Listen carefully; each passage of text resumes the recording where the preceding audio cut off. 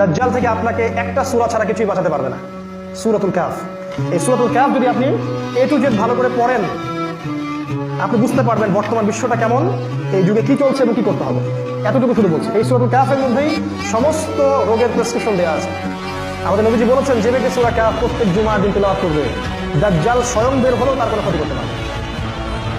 কোরআন, only কোরআন আপনাকে বাঁচাতে পারে, অনলি অ্যান্ড অনলি রাসূল সাল্লাল্লাহু আলাইহি ওয়াসাল্লামের সুন্নাহ আপনাকে বাঁচাতে পারে, অনলি ইসলাম, আত্মসমর্পণ আপনাকে বাঁচাতে পারে। আদারওয়াইজ আপনার কোনো অপশন নাই, কোনো অপশন নাই। আমি বলছি একটা কথা বারবার, আপনি যদি আজকে ঘরের মধ্যে ঘাপটি মেরে বসে থাকেন, তারপরেও তারা আপনাকে ধরবে এবং তারা আপনাকে শেষ করবে। আর আপনি যদি দিনের দাওয়াত নিয়ে, দিনের মেহনত নিয়ে মানুষের ডোর টু ডোর চলে যান এবং উম্মার জন্য কিছু করার চেষ্টা করেন, তবুও তারা আপনাকে ধরবে এবং তারা আপনাকে শেষ করবে। কোন এন্ডটা আপনার কাছে ভালো মনে হচ্ছে? ওই ঘরের মধ্যে ঘাপটি মেরে মৃত্যু, নাকি আল্লাহ রাব্বুল আলামিনের পথে ফি সাবিলিল্লাহ শাহাদাতুল্লাহ? এই ডিসিশন আপনাকে নিতে হবে। আল্লাহ পাক আমাদেরকে পরিপূর্ণ মুসলিম হওয়ার তৌফিক দান করুন।